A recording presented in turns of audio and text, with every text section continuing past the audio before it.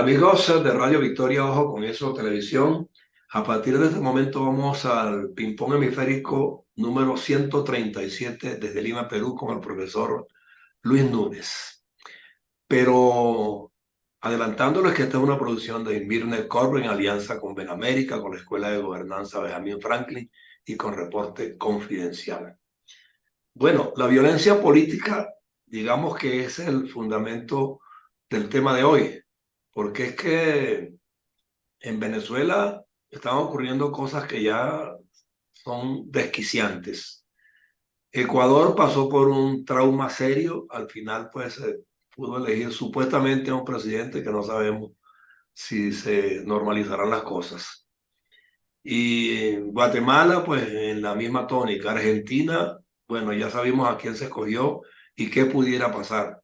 Todo ello lo vamos a evaluar pues en síntesis, pero con el conocimiento debido por parte del profesor Luis Núñez, pues que es internacionalista.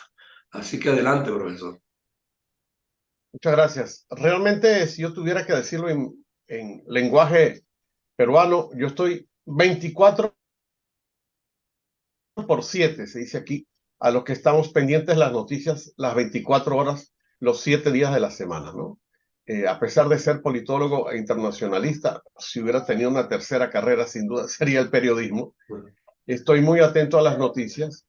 Y ciertamente América Latina en este ping-pong hemisférico, que ya vamos por la semana y el número 137, siempre hay motivos para no aburrirse. Vamos a hablar primero de Guatemala, el nuevo presidente, unas características muy interesantes porque es el hijo del primer presidente que tuvo Guatemala cuando regresó a la democracia.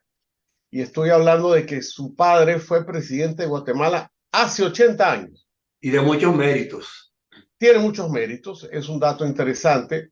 Lo sitúan ideológicamente entre la centro-izquierda, pero yo he estado estudiando su biografía y más bien me parece un hombre progresista.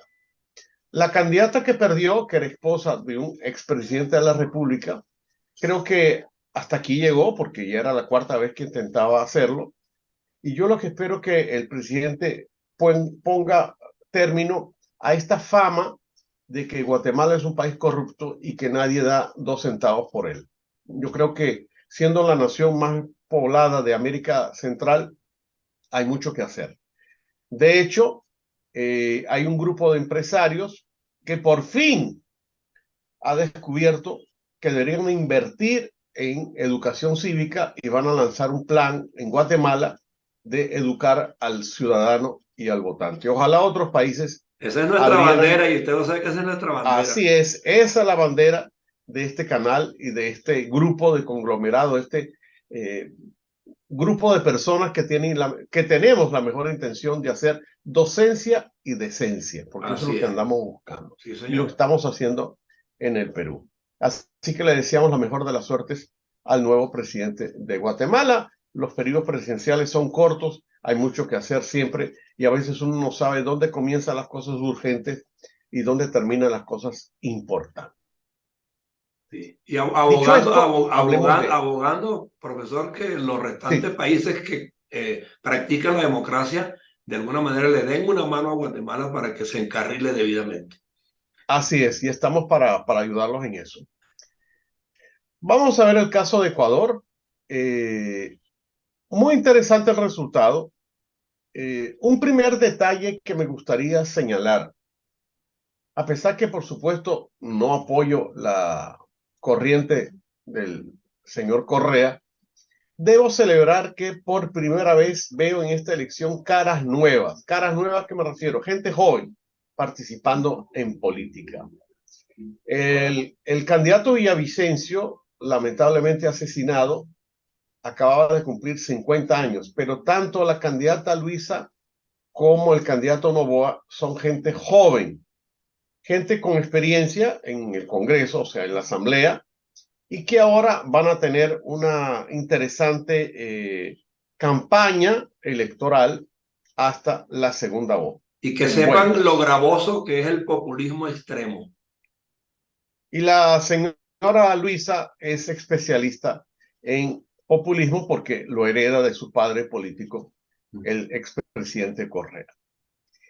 Alguna gente me estuvo consultando, hoy apenas es martes, la elección fue el domingo, ¿por qué no ganó la corriente del ex candidato asesinado? Y yo tengo una explicación desde el punto de vista de la ciencia política, y es que la gente vota a los que están vivos. Lamentablemente eso es así. Lo que se llama un voto utilitario y un voto pragmático. Villavicencio se murió y la gente vota por el que está vivo. Y el que está vivo, que representa una corriente anti-Correa, es Noboa.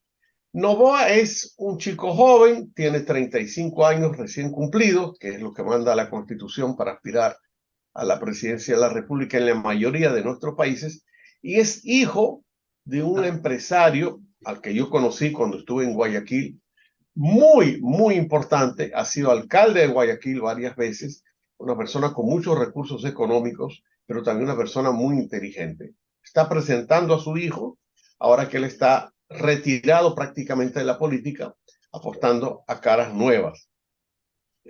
El correísmo que representa Luisa es un voto duro. ¿A qué me refiero? Que mirando las cifras electorales, ella alcanzó lo que se llama lo máximo que puede alcanzar, que es el voto del correísmo, 24, 25%. Y resulta que Noboa puede recoger todos los votos de los candidatos que no llegan a segunda vuelta. Él ha hecho una campaña que los que estamos metidos en campañas electorales se llama la campaña tradicional. ¿A qué me refiero? Por supuesto que invirtió en redes sociales, pero él hizo una campaña puerta a puerta, tal cual ustedes y yo conocimos en lo que se llamó la época de Acción Democrática y COPEI. Tocar la puerta, conversar con la gente, hacer pequeñas reuniones ciudadanas, y eso lo llevó a la segunda vuelta. Es de la costa. Tradicionalmente, Ecuador siempre ha tenido, igual que otros países, que no es el caso venezolano, este debate entre costa y sierra. Como sabemos, en Ecuador el gobierno central está en la sierra, en la ciudad de Quito, a más de 2.000 metros de altura, pero hay un gran caudal electoral en la costa. La costa casi más que en el encabezada, centro, ¿no? Casi más que en el centro, ¿no? sí, mucho más que en el centro. Sí. La costa encabezada, por supuesto, por la hermosísima ciudad de Guayaquil, donde, por cierto, el papá de Noboa ha modernizado Guayaquil. Guayaquil era una ciudad vieja y muy insegura. No ha dejado de ser tan insegura, pero es una ciudad muy moderna. Y eso se debe al papá precisamente de Noboa. Vamos a ver qué pasa en esta segunda vuelta. Y para los que nos están sintonizando, yo que vengo del campo de la ciencia política, la segunda vuelta son otra elección. Sí. Queda atrás todo el sistema y se enfoca en otra segunda manera de hacer las cosas. Es otra elección. Y para aquellos que están un poco fantaseando, bueno, que gane Noboa, que va a tener 4 años por delante. No, no va a tener 4 años por delante. Quiero recordarle a la gente que nos está viendo que esto es una elección para complementar el periodo del señor Guillermo Lasso. Solamente van a estar en acciones de gobierno año y medio, porque cuando él invoca ese momento constitucional que se llama cortar el periodo electoral, el periodo constitucional, es una elección para complementar este año y medio que él ha dejado o va a dejar de ser presidente. Así Pero que sí, es una... sí tendría la opción de Sí, relanzarse luego. tiene la opción de relanzarse y lo más probable es que los candidatos a la segunda vuelta vayan a querer, el que pierda y el que gane, relanzarse para una próxima oportunidad electoral. Exacto. Un detalle importante revelado por la la presidenta del Consejo Nacional Electoral de Ecuador. Hubo un saboteo desde afuera, organizado, planificado de hackers al sistema digital electoral. Cosa que ya parece que se está volviendo una costumbre. Recordemos que en 2 elecciones presidenciales en Estados Unidos, hackers rusos han intervenido el sistema electoral, en este caso norteamericano, que es un sistema electoral federal, porque en Estados Unidos cada elección depende del estado en que se haga. Tiene su propia organización, su propia constitución, su propio sistema político. Bueno, estos hackers rusos, se ha comprobado que son rusos, que han intervenido en 2 elecciones presidenciales, el sistema o los sistemas electorales en Norteamérica, bueno, ahora les ha dado por hacerlo en América Latina, lo hicieron en Brasil, en Venezuela es conocidísimo que el sistema electoral venezolano es absolutamente vulnerable y ahora se comprueba que también lo han hecho en Ecuador. Yo creo que las autoridades van a tener que ponerle ojo a este tema. o, Y hablando de... o legislar de nuevo en función de una manera Sí, distinta de escoger a los... claro, y sobre todo tener algunos cortafuegos, que es la palabra en español, que permita ver qué está pasando con la intervención en el sistema electoral. Yo recuerdo casualmente que acá en el Perú, en el año 2000, una organización civil, me refiero, una organización de la sociedad civil que observa las elecciones acá y que se llama la Asociación Civil Transparencia, tuvo en las 24 horas antes de la elección que tenía en ese momento, donde Fujimori buscaba la tercera reelección, así se llamó, tuvo que resetear todo su programa informático, precisamente porque acá hace 24 años, estoy hablando casi, Ahora que hay también inteligencia trataron de, artificial, mucho más. y ahora más, trataron también de sabotear el sistema de vigilancia ciudadana. Pero vamos a ver, tenemos hasta octubre para ver qué va a pasar en Ecuador y vamos a trasladarnos rápidamente al caso argentino. Okay. El caso argentino que ha prácticamente dividido América en 2 bloques, los Milei y los anti-Milei. Y por supuesto, ahora América Latina también tiene una nueva dialéctica, si se puede llamar en el mundo político, que es o Bukele o Milei. O Milei. Y algunos países un Frankenstein de mitad Bukele, mitad Milei. Porque realmente las circunstancias, el contexto, nos pone frente a una disyuntiva, que es cuáles son los 2 principales problemas que tiene América Latina: la seguridad ciudadana y la economía. Y aquí tenemos los 2 protagonistas. Uno que se enfoca en la seguridad ciudadana, cometiendo algunos abusos en los derechos humanos, y el otro, el tema económico. Milei es un fenómeno electoral, es lo que se llama en ciencias políticas un outsider, o sea, se sale del molde de los candidatos tradicionales, y desde el domingo de la semana pasada está ensayando una serie de propaganda política y de visitas a los canales. Muy interesante, yo prácticamente estoy siguiéndole la pista. El otro día lanzó un primer comercial post la elección de las primarias, y es que está sentado en una mesa, le traen el menú en un restaurante, está comiendo con un amigo y agarra el menú, lo mira, lo rompe y lo tira, porque dice, este menú electoral no me gusta. Una forma disruptiva de hablar con la gente. Y con algunas genialidades, porque recordemos que en el caso argentino, voy a hablar en castellano caraqueño, la torta se partió en 3 toletes, por darle el nombre. Milei, por un lado, el candidato oficialista, que es el ministro de Hacienda o ministro de Economía, y la señora Patricia Bullrich. El país está dividido en esos 3 toletes. Pero Milei, este domingo, apenas hace un par de días, le ha lanzado, digamos, un puente A al... Macri.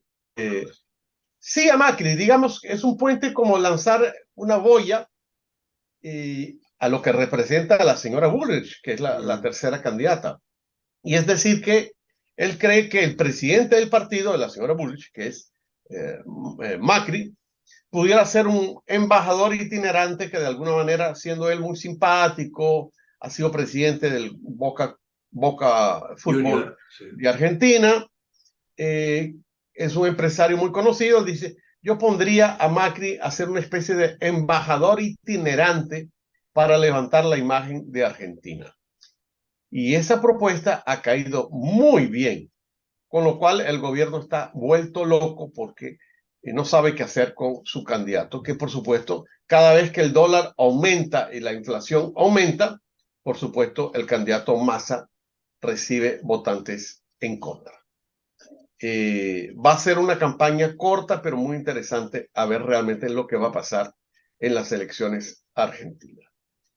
Y bueno, voy a hablar muy corto del Perú para terminar con el caso venezolano, ¿no? Acá, como siempre digo, no hay tiempo para aburrirse.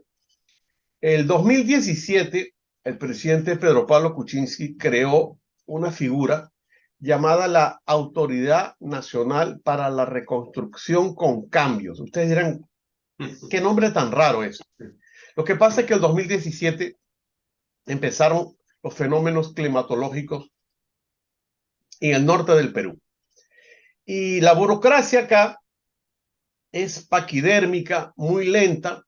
Había que reconstruir puentes, carreteras, escuelas, hospitales que fueron destruidos por los fenómenos climáticos. Y entonces Pedro Pablo inventó, bueno, vamos a construir una autoridad que se pase un poco esos trámites, digamos, tan burocráticos y que pueda reconstruir puentes, carreteras, hospitales, colegios más rápidamente. Y lo llamaron Autoridad Nacional para la Reconstrucción con Cambio. Bueno, estamos en el 2023 y eso ha sido una iniciativa que ha gastado miles de millones de dólares Sin y no ha resultados. dado resultado. Y lamentablemente ha sido también fuente de corrupción. Ahorita este domingo se viene a destapar que los distintos presidentes y presidentas que ha tenido la Autoridad Nacional de la Reconstrucción con Cambios se han tirado la plata. No hay otra forma de decirlo sino criollamente. Se han tirado la plata. En el último presupuesto estamos hablando de 8.000 millones de dólares, que no es poca cosa. No es poca cosa.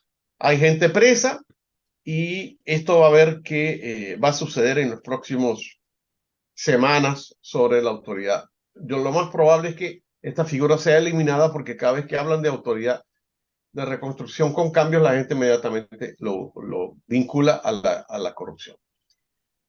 Como hemos venido hablando desde hace un par de semanas, el presidente del Congreso está metido en muchos líos.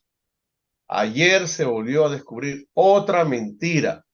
Él no había declarado, y lo más increíble es la caradura, el cinismo. Ayer no, el domingo se descubrió en un programa dominical que el señor tiene una propiedad de 8 apartamentos. 8 apartamentos. Y ayer cuando la prensa lo encara y le dice, ¿por qué usted no declaró que tiene una propiedad con 8 apartamentos? Queremos saber de dónde sacó la plata para construir 8 apartamentos. La respuesta del señor es alucinante. Ah, es que se me olvidó que yo tenía esos 8 apartamentos. Caray. ¿Qué les parece? Qué maravilla. Cuando inventaron el cinismo, hace más de 2.500 años, yo creo que este señor estaba ya en primera fila. Imagínate olvidarte de declarar aquí lo llaman declaración jurada de bienes, Sí. que tú tenías 8 apartamentos en el Cusco. Este señor ya huele a muerto. Prácticamente todas las fuerzas del Congreso ya se están como diciendo, a ver cómo te las arreglas. Estamos en una semana en el Perú que se llama Semana de Representación, que es una figura donde el Congreso para en la capital para que los diputados vayan a sus regiones a hacer trabajo de representación. Pero el lunes que viene, cuando vuelvan a Lima, este tema de este señor se va a tratar y lo más probable es que él tenga o que renunciar, cosa que ha dicho que no va a hacer, o simplemente el Pleno del Congreso lo va a destituir, que es lo que terminará sucediendo. Sería lo exacto, sería lo procedente, sí. Sí. Y un detalle más sobre el tema peruano. Como ustedes saben, el presidente Castillo está detenido desde el 7 de diciembre. Han pasado 8 meses.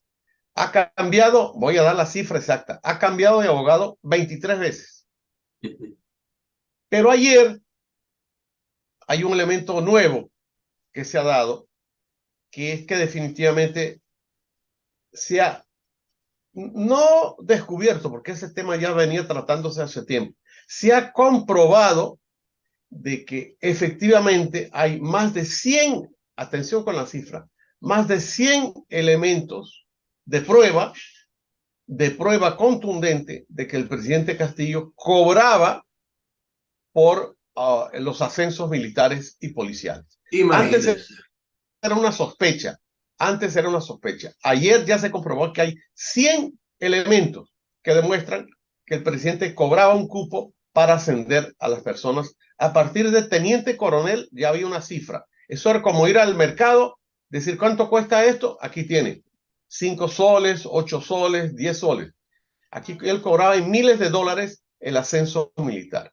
Así que lo más probable es que ese señor ya no tenga que contratar más abogados porque va a pasar por lo menos 25 años preso. Ojalá algún abogado se lo diga. Presidente, siga cosechando ahí en el pequeño jardín que tiene papas y no sé qué más estará cosechando porque usted va a estar 25 años preso. Eso es lo que está sucediendo en el caso del Perú. Hay congresistas metidos también en casos de corrupción ligados al Sendero Luminoso.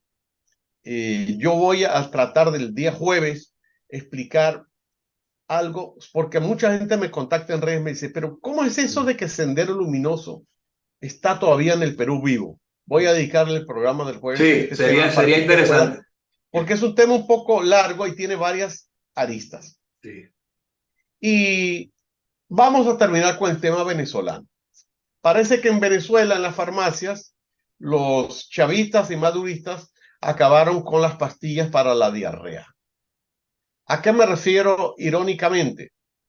A que en una entrevista que yo considero errada, porque uno no debe mostrar su estrategia, Exacto. Antonio Ledesma, frente al polémico Rafael Poleo, dijo que María Corina estaba en fuertes conversaciones con las Fuerzas Armadas, con militares destacados venezolanos, porque en el fondo se sabe que tanto Chávez como Maduro o Diosdado están en el poder gracias a las Fuerzas Armadas, al contubernio Sí. con las Fuerzas Armadas.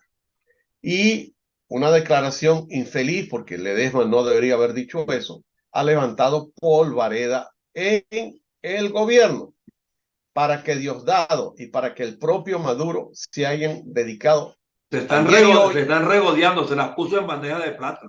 Así es. Sí. La conspiración internacional, los Estados Unidos, el imperio nos quieren tumbar, nosotros somos las víctimas, nosotros somos los buenos. Eso indica que al fin y al cabo se le dio en la carnecita, en la llaga, el tema militar. Por supuesto, lamentablemente los alertaron y ellos ahora, con la ayuda cubana siempre del G2, de la inteligencia cubana, estarán viendo cómo afrontar esas conspiraciones que se han dado dentro de las Fuerzas Armadas. Me imagino que el general Padrino López, con sus 422 medallas, estará viendo dónde están las cabezas de una posible insurrección o contubernio con María Corina. Y termino, por supuesto, con el tema del cinismo. Si antes les hablaba del presidente del Congreso peruano cínico, bueno, Maduro ha anunciado que va a asistir a la Cumbre Mundial de los Migrantes. Sí, Porque no, él está muy apenado. invocando que se respete la ciudadanía de los migrantes. Por favor, si usted fue Así quien es, los así es. desplazó del país. O sea, él ahora se preocupa por casi 8 millones de venezolanos que están Y los que afuera. siguen Eso es saliendo, y los que siguen saliendo todavía hoy día. impresionante. El cinismo a la orden del día. Como el causante de esta diáspora ahora va a decir que tengo que ir a la cumbre mundial de los migrantes porque tengo que hablarle a los que están fuera de que Venezuela es una maravilla, de que vuelvan y de que hay otra Venezuela. Claro, la Venezuela que él quiere volver a gobernar en el nuevo periodo electoral. Que no se lo cree ni su Ese es mamá, nuestro que no se lo ping-pong. cree ni su mamá, que todavía no sabemos quién es. Una señora colombiana, dicen que es muy Bueno, pero simpática. no la conocemos, nunca la hemos visto. Así es. Ese es nuestro convulsionado Ping-pong ping-pong de hoy. hemisférico de hoy, martes 22 de agosto. Vamos a ver qué nos espera para el jueves, pero ya saben, el jueves yo voy a tratar de, en estos 10 minutos, hablarles un poquito de lo que significa la presencia de Sendero Luminoso hoy, después de tantos años que mucha gente creía que estaba sepultado. Es muy importante porque es un lunar bien feo. Bien Así feo. es. Y es Históricamente un hablando. producto de exportación, Exacto. porque Sendero Luminoso tiene, digamos, sucursales en muchos países de nuestro continente. Y Por eso lo etiqueta, hablaremos el día jueves. y etiqueta cubana de paso. Absolutamente, siempre. Bueno, de todos modos, profesor, gracias por su ping-pong. Hoy ha estado pues prácticamente con un carácter geográfico político impresionante. Así Y es, vamos a seguirle la pista a lo que está pasando en Ecuador y Argentina para los próximos comicios. vamos a estar Hasta atentos, luego. sí. Nos vemos el próximo jueves Jueves 138. a través de Radio Victoria, Ojo con Eso Televisión, en esta alianza hemisférica con Benamérica, con la Escuela de Gobernanza Benjamin Franklin, con Reporte Confidencial, en una producción de Invirne Corp. Gracias por su tiempo. Un abrazo, hasta luego. Hasta luego.